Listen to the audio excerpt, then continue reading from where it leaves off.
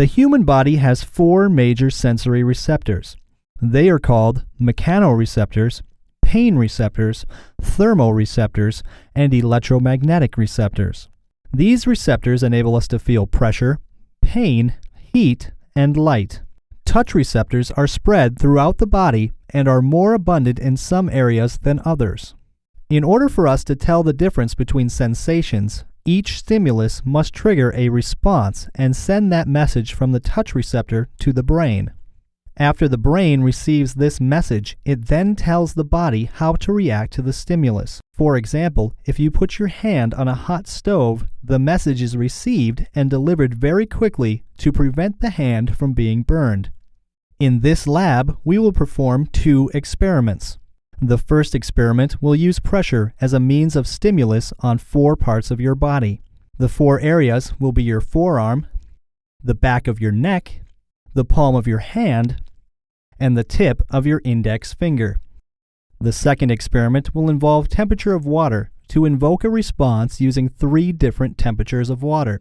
This lab will enable you to understand how touch receptors work. Begin the experiment. The first experiment involves touch receptors. In order to do this, find a partner. You will need a pair of scissors to perform the lab.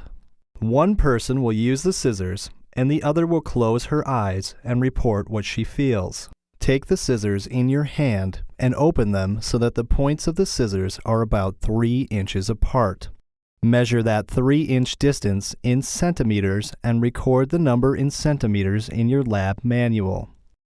Place the 2 points against your partner's forearm and ask your partner if she feels 1 or 2 points. Begin alternating 1 or 2 points of the scissors on her forearm so that she is able to feel the difference. Gradually close the scissors a little at a time, continuing to alternate 1 and 2 points of contact until the 2 points of the scissors feel like 1 point 75% of the time.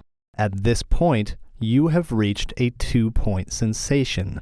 Record the distance in centimeters in your lab manual when your partner senses 1 point 75% of the time. Continue the exact procedure on the back of the neck, the palm of the hand, and the tip of the finger. Record your distances in centimeters in your lab manual. Where would you expect the area of greatest sensitivity to be? Does this mean there are more or less touch receptors in the area? These are a few questions to help you understand the concept of touch receptors. In the previous experiment, we analyzed how the body responds to touch. Now, you will see how intensity plays a role in sensory receptors. You will need to fill 3 containers with water. Fill 1 with ice water, 1 with warm water, and 1 with room temperature water, and line them up next to one another. Place your index finger in each container in the following order: ice water, warm water, and then room temperature water. Were you able to detect a difference in temperature? What were some of the sensations that you experienced? Now, fill 3 more containers with water, only a slight difference in temperature.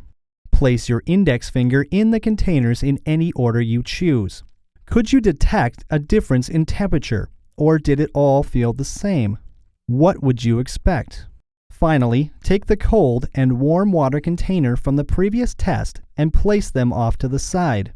You will use these containers for the last part of the lab. Place your right hand in the ice water and your left hand in the warm water. After 1 minute, does each hand continue to feel the same temperature? Is the intensity of the water the same, or does it gradually decrease?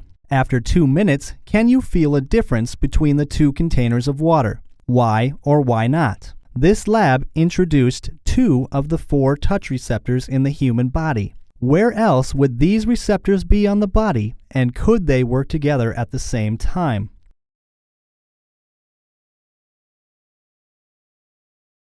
Our sense of smell enables us to recognize different odors in the environment through external chemoreceptors.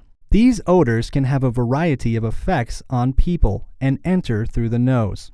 In order for a person to smell, the molecule has to enter the nose and have water-soluble and fat-soluble properties. The molecules that trigger our ability to smell enter through our nostrils and end up in a chamber called our nasal cavity.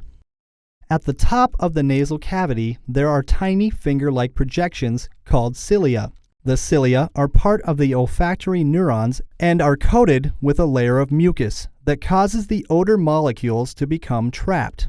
In the mucus, there are chemicals that break down the odor molecules and send the messages to the brain to associate the smell. When exposed to the smell for long periods of time, the message begins to diminish, just like a runner in a marathon. The time from when you first pick up the scent to when the scent diminishes is called olfactory fatigue.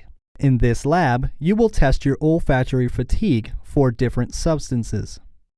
The things you will need are the 5 containers, odorants, and timer. Pick a partner to work with and choose 5 containers. Label them 1 through 5 and bring them to your lab station. In each container, there will be different odorants. One partner will document A, the time it takes for you to pick up the scent, and B, the time it takes for you to lose the scent. The other will fan the scents toward his nose. Take a container and remove the cap. Make sure you keep the container about 15 inches away from your nose, and breathe normally as you fan the smell towards you. Do not hyperventilate, because this will accelerate the olfactory fatigue. Have your partner record the time you initially smell the odor until you cannot smell the odor anymore. Take each container and repeat the procedure as before. Were all the results the same? What odors reached olfactory fatigue first? What were some of the characteristics of the odors that lost their scents first and last? Take some time and think about these questions before you answer them.